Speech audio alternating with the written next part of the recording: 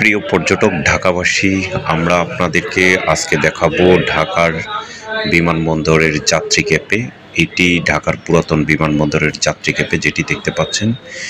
এই বিমানবন্দরের দ্বিতীয় তলায় সেখানে হচ্ছে যাত্রী ক্যাফে রয়েছে, নিচতলায় রয়েছে হচ্ছে গাড়ি পার্কিং এবং দ্বিতীয় তলায় যাত্রী ক্যাফে রয়েছে। দেখতে পাচ্ছেন যাত্রী অপেক্ষামান তথা যাত্রী ক্যাফে, সেখানে যাত্রীরা এসে বসতে পারে এবং এটি হচ্ছে আসলে প্রবাস থেকে যারা আসবে তাদের জন্য অপেক্ষা করতে যে সকল যাত্রী রয়েছেন তারা এসে এটার মধ্যে অপেক্ষা করে এবং এখানে শীতাতপ নিয়ন্ত্রিত, মোটামুটি সুন্দর।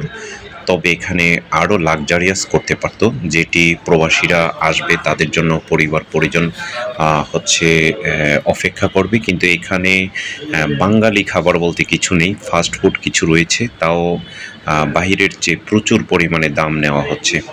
তো পর্যটক, আমরা travelpost24.com থেকে আমরা ভিডিও করে থাকি। আমরা বলি দ্য ইমেজ অফ বাংলাদেশ, বাংলাদেশের প্রতিচ্ছবি। এভাবে আমরা বাংলাদেশের বিভিন্ন প্রান্তের ভিডিও করে থাকি।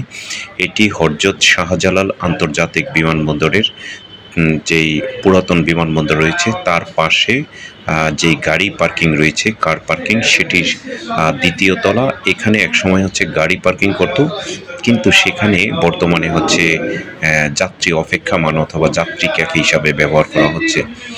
যদি নতুন টার্মিনাল হচ্ছে খুলে দেওয়া হয় তাহলে হয়তো এই টার্মিনালের প্রয়োজনীয়তা থাকবে না এবং এইখানে কার পার্কিংয়ের সেটি এইভাবে জাঁকজমক থাকবে না। আমরা পুরাতন এবং নতুন, পুরাতন 1 এবং 2 সেই ইস্যুগুলো দেখতে পাচ্ছি, যে গাড়ি পার্কিংয়ের যেই টার্মিনালটি বিমানবন্দর সেটি দেখতে পাচ্ছি। তো হচ্ছে আপনাদের সকলের জন্য শুভকামনা, যারা হচ্ছে দেশে এবং প্রবাসে যাবেন।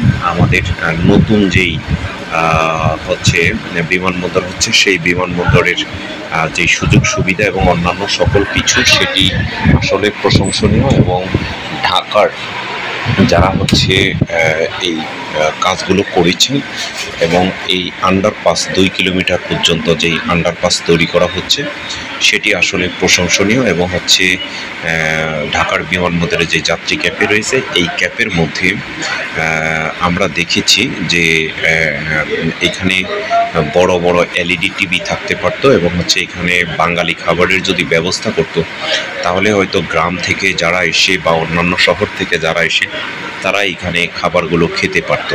সেই ক্ষেত্রে হচ্ছে অপেক্ষামান মানুষ, কারণ হচ্ছে একজন মানুষের জন্য 3 থেকে 4 জন মানুষই সেখানে অপেক্ষা করে, কিন্তু সেই তুলনায় ততটা সুন্দর না। যদিও এটি হচ্ছে যেভাবে তৈরি করেছেন এবং এটির যে সিঁড়ি রয়েছে সেই সিঁড়িগুলো অপরিষ্কার অপরিচ্ছন্ন যাত্রী ক্যাফে ওঠার জন্য, এবং সেই তুলনায় পরিষ্কার পরিচ্ছন্ন নেই।